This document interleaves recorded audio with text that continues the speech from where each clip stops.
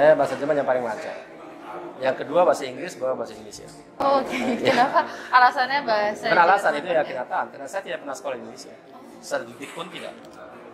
Tidak pernah. Jadi saya pernah mengajar di sini, ya itu lain hal. Tapi kalau untuk belajar, maksudnya saya tidak pernah ada ujian dalam bahasa Indonesia. Pernah, tapi bukan ujian akademis gitu ya.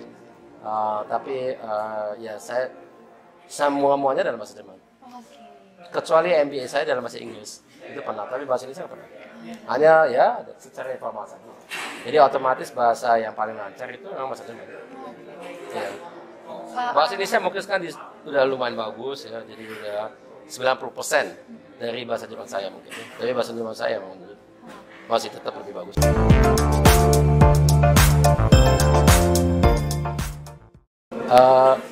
Ya, pertama saya udah 26 tahun balik, jadi udah lama sekali.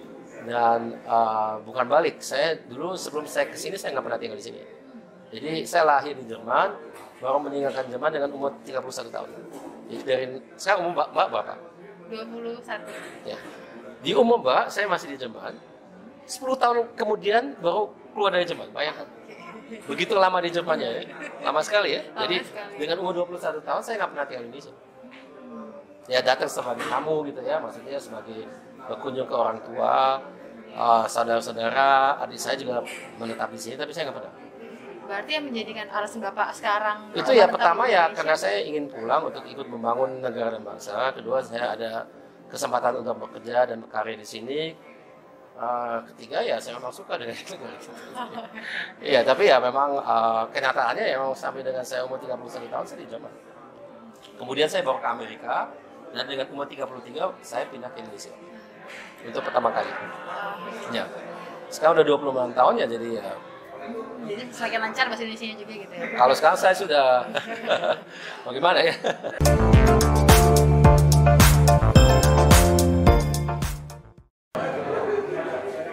Yang saya lihat, ya saya kan pernah ngajar di sini. Mungkin sekarang sudah berubah.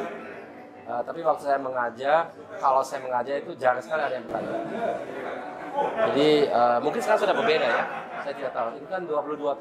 Saya terakhir mengajar di Indonesia tahun 2000. Ya, dan hanya 2 tahun lamanya. Saya dulu lama ngajar di Jerman itu hampir 7 tahun. Tapi itu jauh sebelumnya. Saya mulai ngajar di Jerman tahun 87. Jadi saya lihat itu orang Jerman itu lebih aktif untuk bertanya. Dan kalau dia diberi kesempatan untuk datang setelah kuliah ke kantor, dia datang dan dia ada bawa pertanyaan, diskusi gitu. Jadi lebih intensif bertanya. Tapi beda dengan mahasiswa Amerika. Kalau mahasiswa Amerika itu memang sudah sangat banyak bertanya gitu ya. Tapi mungkin di bukan bidang engineering gitu ya. Yang saya alami waktu saya ambil MBA itu dialog dalam kelas itu sangat intensif. Kalau di engineering mungkin karena memang kita harus fokus ya kepada pelajarannya, itu nggak bisa banyak bertanya. Tapi ada pertanyaan.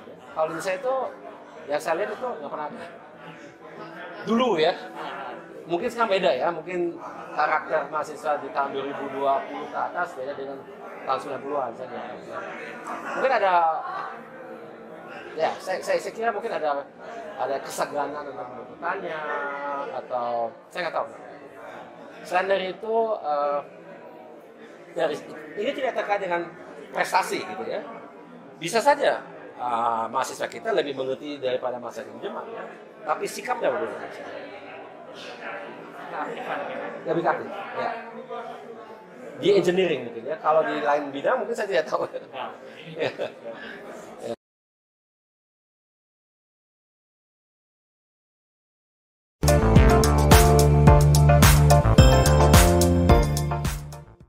Oh sangat diperlukan. Ya. Kalau pengalaman saya, kalau dengan bachelor di negara lain itu kita tidak bisa karir. Karena kalau kita mau di bidang teknik itu minimal master.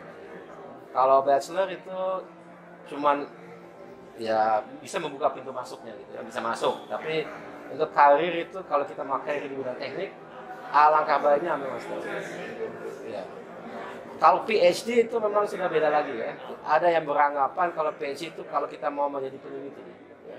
Tapi ada juga yang tergantung dengan negaranya. Kalau di Jerman, misalnya itu banyak orang yang ambil S3-nya.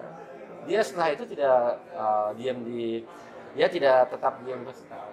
Dia masuk ke industri, dari industri karena status industri di Jerman itu sangat berorientasi pada penelitian, sehingga mereka sangat maju gitu ya. Jadi diperlukan orang-orang yang punya pengalaman dalam meneliti secara saintifik. Dan itu kalau kita lihat produk-produk Jerman ya, jangankan di bidang dirgantara tapi di bidang lain kan biasanya dari segi teknologi itu maju sekali ya. Ya di Indonesia kita memang belum seperti itu, karena juga industri kita tidak terlalu berorientasi pada penelitian pada umumnya. Ada sih, tapi minoritas. Dan tapi ke depan ya kalau kita mau maju sebagai negara bangsa, alangkah baiknya memang orang-orang yang secara akademis mereka excellent, mereka jangan hanya di sektor akademia saja, mereka harus masuk ke industri untuk memajukan industrinya. Ya, kalau lebih begitu.